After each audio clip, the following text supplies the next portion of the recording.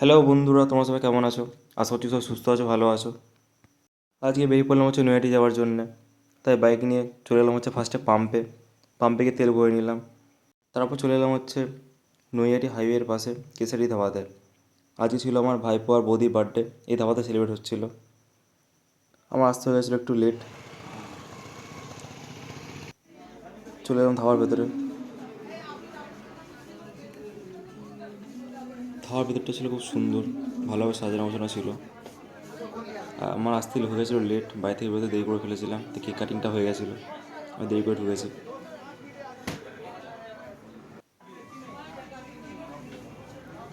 তো এটা birthday girl আর birthday boy, আমার বৌদি আর ভাইপো।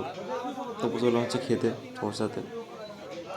তারপর চলে এলো থালিতে ছিল অনেক রকমের আইটেম। খাবার টেস্টগুলো ছিল খুব সুন্দর। ছাঁচ আর পান আর আইসক্রিমটা ছিল, ওটা ভিডিওতে নেওয়া হয়নি, লাস্টের দিকে ছিল বলে।